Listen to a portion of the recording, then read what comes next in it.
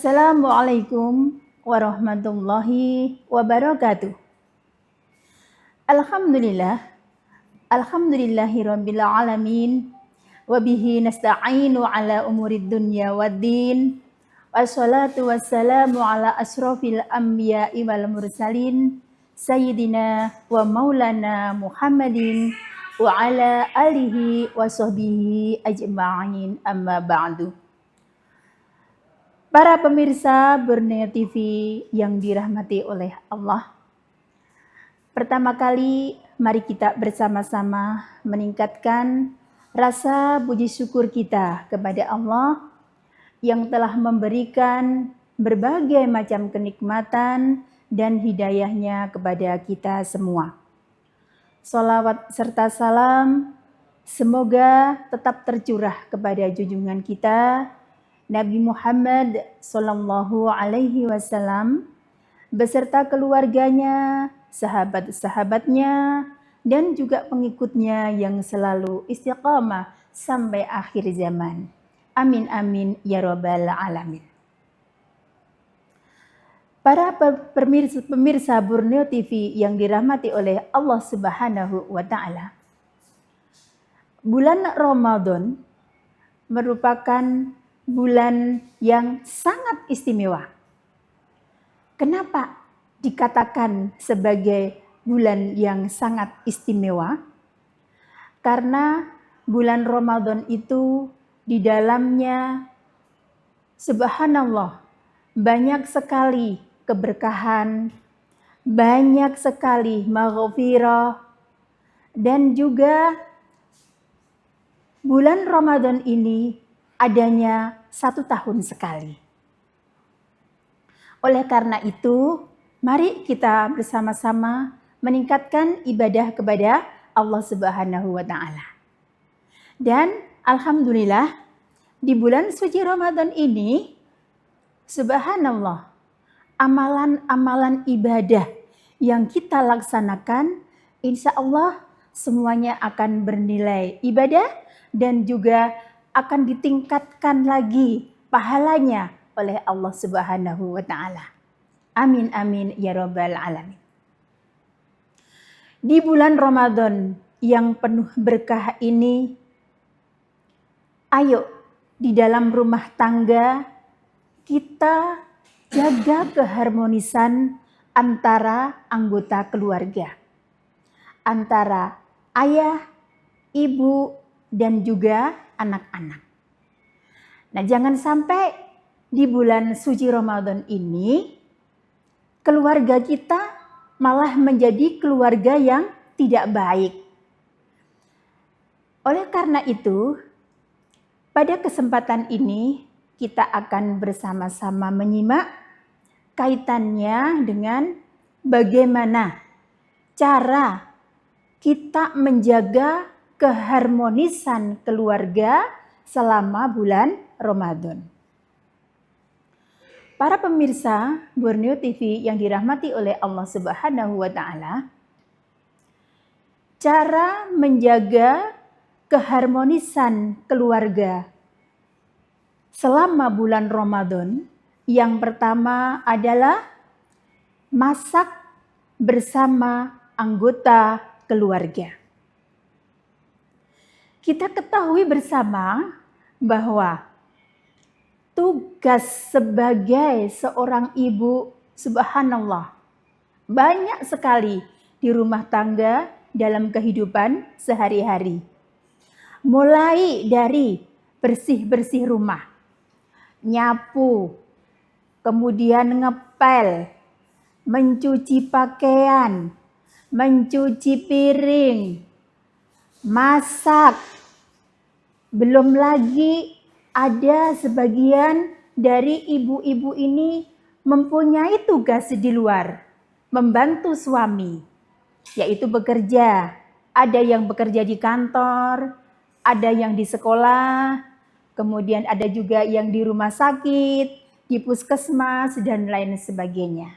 Nah, karena begitu banyaknya pekerjaan istri di rumah tangga, oleh karena itu, ayo sebagai anggota keluarga, mari kita bersama-sama untuk membantu sang istri.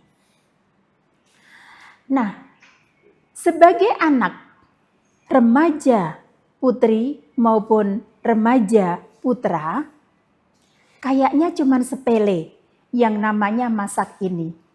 Akan tetapi, kalau tidak dilatih sejak dini, nanti kalau sudah dewasa, kemudian juga sudah berumah tangga, maka akan kacau.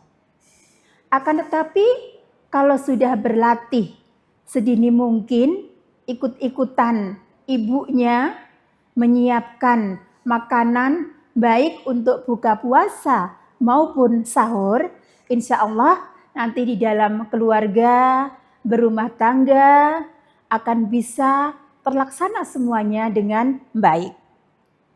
Begitu juga para suami, para bapak-bapak, silahkan untuk membantu sang istri tercinta. Karena bisa jadi yang namanya wanita kadangkala diuji oleh Allah. Baik itu sakit maupun habis melahirkan. Oh Masya Allah, kalau sang istri sedang sakit atau yang paling berat ini ya, barusan melahirkan. Sementara anak-anak masih kecil-kecil, belum bisa diandalkan untuk memasak, maka bapak atau suaminya yang harus menggantikan istri untuk memasak, bisa mencukupi kebutuhan hidup sehari-hari. Nah, kaitannya dengan masalah masak-memasak ini tentunya disesuaikan dengan pendapatan. Jangan sampai pendapatannya itu antara pendapatan dan pengeluaran lebih besar dari pengeluaran. Masya Allah. Oleh karena itu, kita sebagai seorang ibu harus bisa untuk memanage keuangan di dalam rumah tangga. Mana yang diperlukan terlebih dahulu. Baik, para pemirsa Borneo TV yang dirahmati oleh Allah Subhanahu wa Ta'ala, cara menjaga keharmonisan keluarga selama bulan Ramadan yang kedua adalah buka puasa dan juga sahur bersama anggota keluarga. Dalam kehidupan kita sehari-hari, kadangkala yang namanya makan, baik itu sarapan pagi, makan siang, makan malam, kadang tidak bisa untuk bersama-sama dengan anggota keluarga. Dikarenakan anggota keluarga ini berbagai macam aktivitasnya. Bisa dicontohkan dalam keluarga saya sendiri. Begitu selesai sholat subuh, biasanya saya langsung ke dapur untuk masak. 6:30 sudah selesai semuanya, matang semua masakan.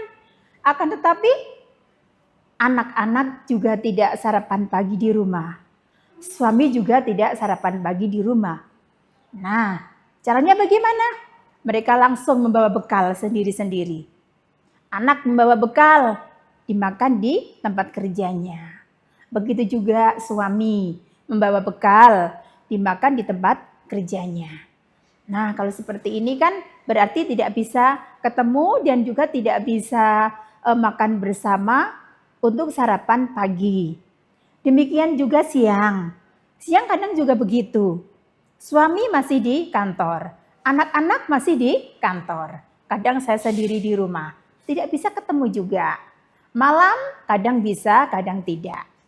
Nah, oleh karena itu dengan adanya momentum bulan suci Ramadan ini, ternyata semua anggota keluarga bisa bersama-sama menikmati buka puasa dan juga sahur bersama-sama. Subhanallah.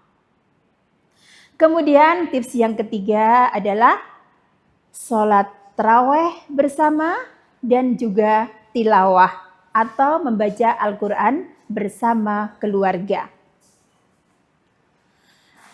Di dalam bulan Ramadan ini, subhanallah, anak, bapak, dan juga ibu pergi bersama-sama, baik itu ke masjid maupun ke musola untuk melaksanakan sholat raweh. Anak digandeng oleh bapak dan ibunya menuju ke masjid atau musola untuk melaksanakan sholat raweh. Subhanallah, alangkah indahnya anak dan juga bapak ibu bersama-sama beribadah menuju ke masjid ataupun musola.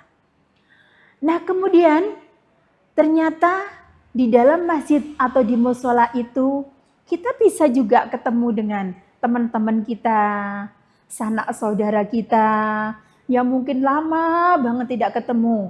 Akhirnya disitulah kita bisa ketemu, kita bisa ngobrol, kita bisa bersilaturahmi. Akhirnya ukhuwah Islamiyah bisa terbangun kembali melalui sholat taraweh bersama-sama di masjid maupun di musola. Kemudian untuk yang berikutnya, setelah tadi habis maghrib, kemudian kita bersama-sama dengan anak dan suami pergi ke masjid atau musola, melaksanakan sholat isya, dilanjutkan dengan sholat sunnah taraweh, pulang bersama-sama lagi dengan anggota keluarga, nyampe di rumah, yang dikerjakan apa? Tilawah atau membaca Al-Quran bersama-sama dengan keluarga.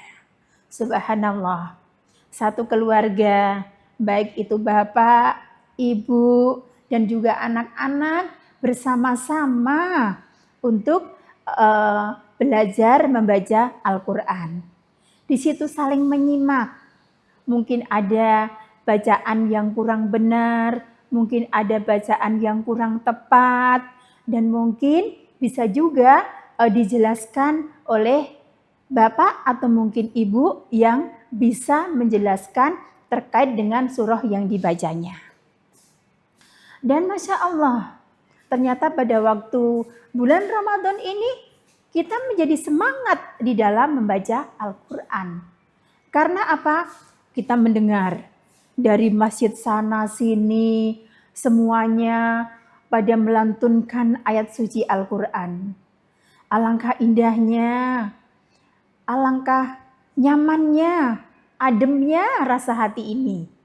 Nah, secara otomatis kalau kita sudah mendengar lantunan ayat-ayat suci Al-Quran dari masjid ke masjid, secara otomatis kita pun juga akan menjadi bersemangat di dalam membaca Al-Quran. Nah, di dalam bulan suci Ramadan ini, maka saya berpesan kepada para pemirsa semuanya, mari yang beragama Islam kita tingkatkan, ya, kita tingkatkan ibadah kita kepada Allah Subhanahu wa Ta'ala, membaca Al-Qur'annya dikencengin, jangan sampai kendor-kendor. Kalau mungkin di hari-hari biasa mungkin cuman 2 halaman atau 3 halaman, pada bulan suci Ramadan ini mari kita tingkatkan lagi ya. Bisa-bisa one day one juz. Jadi kalau kita bisa membaca Al-Quran dalam bulan suci Ramadan ini one day one juz, insya Allah dalam 1 bulan Ramadan ini kita bisa khatam Al-Quran. Nah, syukur-syukur ini bisa tidak hanya khatam Al-Quran 1 kali, akan tapi bisa 2 maupun 3 kali khatam Al-Quran. Karena kita juga mengetahui, subhanallah, ternyata ada berbagai macam manfaat kita membaca Al-Quran itu. Ya. Yang pertama, kita akan mendapatkan pahala dari Allah Subhanahu wa Ta'ala. Kemudian yang kedua, kita bisa terhindar dari berbagai macam maksiat. Kemudian yang berikutnya, dengan kita membaca Al-Quran, insya Allah kita pun juga bisa terhindar dari yang namanya maut. Masya Allah, subhanallah. Itulah dengan adanya kita sering membaca Al-Quran atau tilawah. Kemudian yang berikutnya, caranya kita menjaga keharmonisan keluarga selama bulan suci Ramadan, yaitu dengan refreshing bersama keluarga. Nah, di dalam kehidupan kita sehari-hari, mungkin kita merasa jenuh. Kita merasa jenuh dalam kehidupan kita sehari-hari. Mungkin ayah yang selama satu hari bekerja di kantor, mungkin di kantor ini numpuk permasalahan. Nah, kemudian nyampe di rumah bisa fresh dikarenakan apa? Bisa refreshing dengan keluarga. Anak-anak juga begitu, sama. Mungkin di sekolah banyak sekali pekerjaan sekolah atau mungkin ada tekanan dari para bapak dan ibu guru, begitu nyampe di rumah bersama dengan anggota keluarga, refreshing, maka semuanya akan menjadi fresh kembali, akan bisa nyantai kembali. Nah, kaitannya dengan masalah refreshing ini, nyantai, apakah harus kita pergi jauh-jauh, kita harus naik pesawat dan lain sebagainya? Ternyata tidak.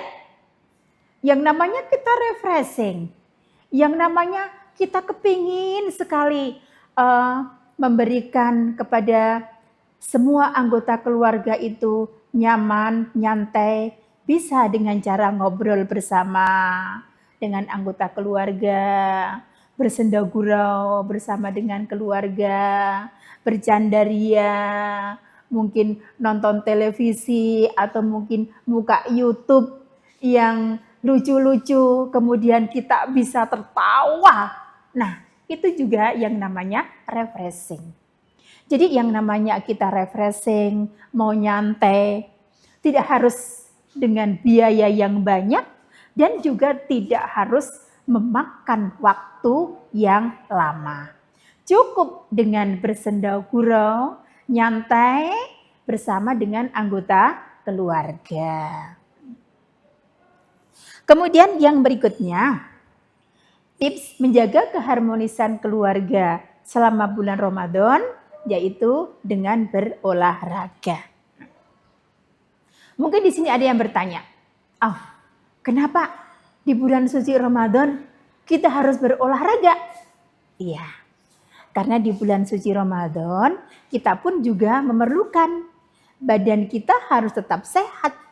Jadi kalau badan kita itu sehat, insya Allah kita bisa melaksanakan ibadah di bulan Ramadan ini dengan optimal. Nah, olahraga yang bagaimana? Olahraga yang bagaimana yang kita laksanakan di bulan suci Ramadan ini? Apakah sepak bola, voli, basket, atau lari? Tidak.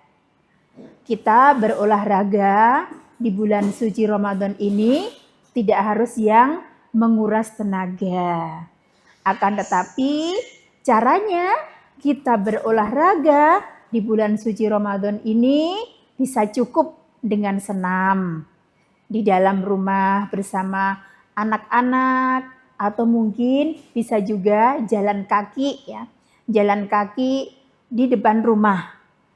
15 menit atau mungkin 10 menit tidak masalah. Yang penting rutin. Karena dengan kita rutin berolahraga, maka insya Allah badan kita menjadi sehat kembali.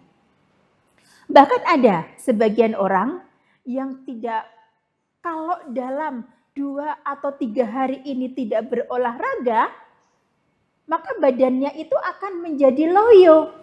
Gampang masuk angin. Nah, dengan orang-orang yang model seperti ini, maka 2 hari sekali atau mungkin 3 hari sekali harus berolahraga. Nah, karena dengan berolahraga, insya Allah keringat akan keluar dan juga akan menjadi sehat. Dengan badan kita yang sehat, insya Allah, dan selama bulan suci Ramadan ini, kita bisa berpuasa 30 hari, kita bisa tarawih full juga 30 hari, dan juga kita bisa beribadah lainnya. Berikutnya, cara menjaga keharmonisan keluarga selama bulan Ramadan yang berikutnya adalah saling berbagi ilmu pengetahuan. Para pemirsa yang dirahmati oleh Allah Subhanahu wa Ta'ala, di dalam kehidupan kita sehari-hari, kita memang perlu yang namanya ilmu pengetahuan. Nah, ilmu pengetahuan ini bisa kita cari dengan berbagai macam. Bisa dengan cara mendengarkan radio, bisa dengan cara kita menonton televisi, mungkin bisa juga karena ini momennya bulan Ramadan dan bisa menjaga keharmonisan di dalam rumah tangga, maka bisa antara anggota keluarga. Saling tukar pengalaman, saling bertukar ilmu antara anak, bapak dengan ibu. Mungkin kalau anak-anak kita masih kecil, kita sebagai orang tua bisa untuk menyampaikan kepada anak-anak.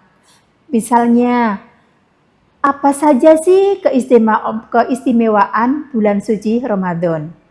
Atau mungkin bisa juga disampaikan kepada anak-anak hal-hal yang membatalkan puasa apa saja. Kemudian amal-amal ibadah yang bagus, caranya kita melaksanakan bagaimana. Nah, itu bisa disampaikan kepada anak-anak kita yang masih usia kecil.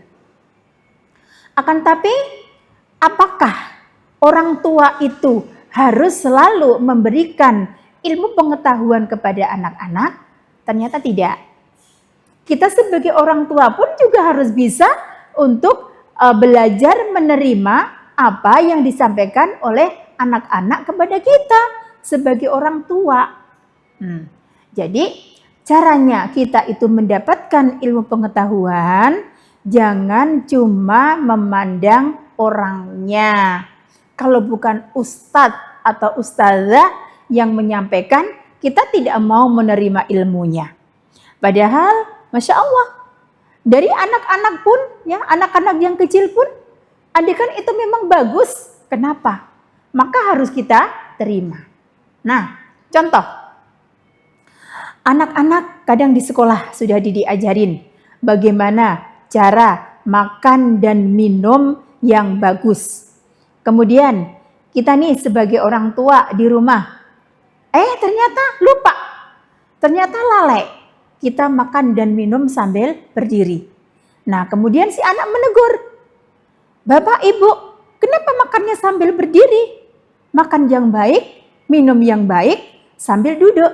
Nah, kalau anak sudah mengatakan seperti itu, kita sebagai orang tua harus bisa menerima. Jadi, siapapun orangnya, andaikan itu ngasih nasihat kepada kita, kita terima. Jadi tidak boleh memandang orangnya. Orang kecil pun harus kita terima. Kemudian yang berikutnya, cara menjaga keharmonisan keluarga selama bulan Ramadan adalah saling menjaga diri dari akhlak yang tercela.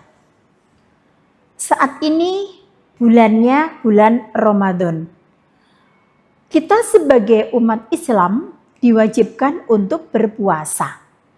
Nah, kalau bulannya adalah sudah bulan puasa, maka ayo kita pun juga harus berpuasa. Berpuasa apa?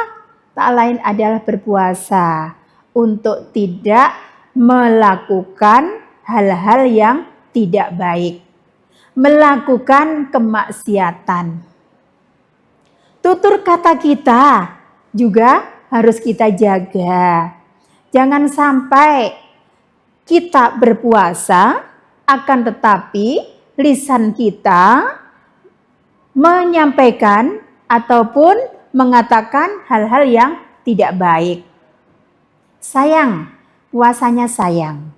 Jadi kita di selama bulan Ramadan ini, ayo sama-sama mengucapkan, ucapkanlah kalimat-kalimat thayyibah. Ucapkanlah kalimat-kalimat yang baik agar supaya puasa kita juga diterima. Amal ibadah kita pun juga diterima. Kalau saya contohkan, kita sebagai seorang ibu ini biasanya ini, kalau sudah berkerumun dengan para penjual sayur, biasanya berbagai macam ini yang disampaikan. Kadang-kadang sampai menggosip ya, mengatakan hal-hal yang tidak baik kepada teman kita. Kalau ada hal yang seperti ini, bagaimana sikap kita?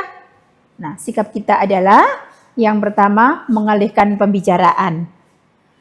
Kemudian yang berikutnya adalah kita bisa kemudian pamitan ya, pamitan dari kerumunan itu karena mungkin masih ada pekerjaan-pekerjaan rumah tangga yang belum diselesaikan. Nah, begitulah caranya kita menjaga diri dari akhlak yang tercela. Kemudian yang berikutnya adalah saling peduli, kemudian saling memberikan kasih dan sayang, dan juga memberikan semangat atau support kepada semua anggota keluarga. Kita sebagai orang tua dengan anak, maka kita harus sayang. Kita sayangi anak-anak kita. Nah, kemudian kita pun juga harus peduli dengan anak-anak kita. Siapa lagi yang akan menyayangi anak-anak kita, yang akan peduli dengan anak-anak kita, kalau tidak kita sendiri sebagai orang tua. Nah, kita pun juga harus memberikan semangat, kita pun juga harus memberikan support kepada anak-anak kita semuanya. Nah, andaikan anak-anak kita itu mempunyai ide, maka kita sebagai orang tua harus memberikan semangat. Memberikan semangat dan juga memberikan dukungan doa kepada anak-anak kita. Kemudian yang terakhir, caranya kita menjaga keharmonisan keluarga selama bulan Ramadan, yaitu dengan saling mendoakan. Kita sebagai anggota keluarga, antara bapak, ibu, dan juga anak-anak harus saling mendoakan. Anak-anak mendoakan kepada kedua orang tuanya, agar supaya bapak dan ibunya diberikan kesehatan, bisa beribadah dengan optimal, dan juga bisa bekerja untuk mencari rezekinya Allah Subhanahu wa Ta'ala yang halalan thayyibah. Kita sebagai orang tua juga begitu, harus mendoakan kepada anak-anak kita agar supaya nantinya anak-anak kita ini menjadi anak yang soleh dan solihah fid dunya wal akhirah. Dan nantinya mendoakan kita sebagai kedua orang tuanya apabila kita sudah dipanggil oleh Allah Subhanahu wa Ta'ala. Para pemirsa Borneo TV yang dirahmati oleh Allah dan yang saya hormati, insya Allah ini saja yang bisa saya sampaikan pada kesempatan ini. Mohon maaf atas segala kekurangan dan kekhilaafannya. Semoga bermanfaat. Saya akhiri. Billahi taufiq wal hidayah. Wassalamualaikum warahmatullahi wabarakatuh.